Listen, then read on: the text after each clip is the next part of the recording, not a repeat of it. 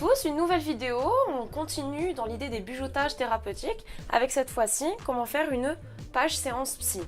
Donc là je suis mon index, voilà, je suis à la page 4 et je vais démarrer cette page séance psy qui va vous permettre en fait de revoir d'une certaine manière le plus rapidement possible comment s'est déroulée votre séance ou comment elle va se dérouler ou tout ce qui a pu être dit, ce qu'il faut retenir de cette séance. Donc je commence avec une petite calligraphie très simplette et ensuite je vais faire des lignes comme pour une matrice. Voilà, donc une ligne horizontale et une ligne verticale. On sépare la page en 4. On va mettre la date, donc là je vous demande de vous reporter sur votre log du mois si jamais vous en avez un, sinon simplement sur votre agenda. C'est la date de la prochaine séance qu'on va mettre. Donc là ici j'ai pris l'exemple du 8 août parce qu'on est le 8 août lorsque je tourne, mais ça peut être n'importe quelle date, on s'en fout. Tout en haut à gauche, on va donc parler de ce qu'on veut dire. En fait, c'est un petit peu j'ai vu beaucoup sur internet du côté des Anglais le to say to psy et je le vois un peu comme ça. Donc là, on va dire toutes les émotions qu'on veut dire au psy, on veut dire toutes les pensées, les souvenirs qui nous reviennent, tous les thèmes qu'on aimerait aborder avec le psy.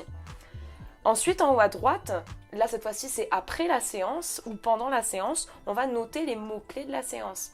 Et là ça c'est hyper important parce qu'il est possible des fois que notre cerveau mette de côté certaines informations parce que c'est trop dur de les traiter sur le moment. Et là si on les revoit dans les mots-clés, c'est beaucoup plus facile.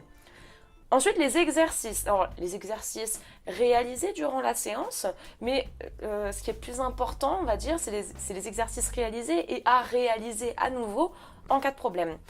Là, il y a différents exercices qui peuvent être faits, notamment avec les thérapies cognitivo-comportementales de la 3e vague. On va retrouver beaucoup de mindfulness.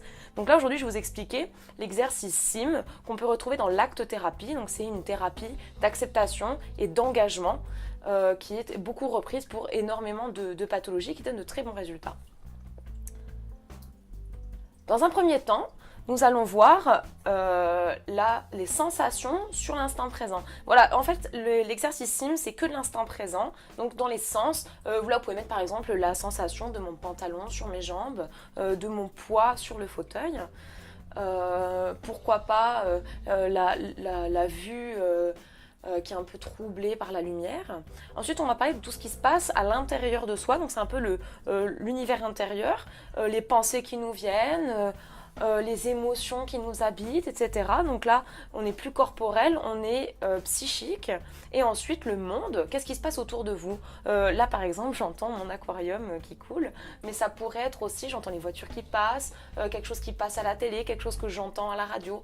Voilà, mais c'est pas forcément auditif. Bon alors le SIM vous avez compris, S sens, I interne, M monde, c'est SIM, donc c'est un acronyme mémotechnique pour vous souvenir de quel est l'exercice. Donc celui-là il est très simple, vous pouvez le refaire quand vous voulez, c'est super pour s'ancrer dans l'instant présent. Et ensuite, en fin de séance, on va marquer le à planifier. Donc là, ça peut être un rendez-vous que vous avez à prendre, un événement. Alors ça se retrouve beaucoup les événements, on vous demande par exemple de chercher d'aller à un concert si vous faites de la phobie sociale ou d'aller faire le marché pour voir des gens si jamais vous faites de la dépression. Donc voilà, on planifie, on prévoit de planifier les événements. On peut prévoir de planifier aussi des rendez-vous. Et donc là, ça peut être rendez-vous chez le neurologue pour des symptômes qui ne peuvent pas être expliqués psychiatriquement, mais ça peut être aussi le prochain rendez-vous avec le psy. Voilà, ça peut être plein de choses. Je vous laisse vous imaginer. Ça peut être des nouveaux trucs à mettre dans le tracker. On va le voir dans une prochaine vidéo que j'ai tournée déjà et que j'attends de vous montrer. On peut ajouter de nouvelles choses dans les futurs trackers ou dans le tracker actuel. Et on peut aussi planifier des exercices de manière hebdomadaire, quotidienne ou mensuelle, etc. On peut suivre une trame. Voilà. Donc ça c'était un petit peu qu'est-ce qu'on peut mettre d'une séance chez le psy. Donc, moi je pense que c'est important de le répéter cette page-là de manière à avoir une trame, une suite logique. Alors là, je mets ce qu'on appelle un corner flag. Je vous expliquerai dans une autre vidéo pourquoi est-ce que je fais ça. En attendant, je laisse un petit peu de suspense. Les bijoteuses doivent savoir un petit peu ce qu'on va faire.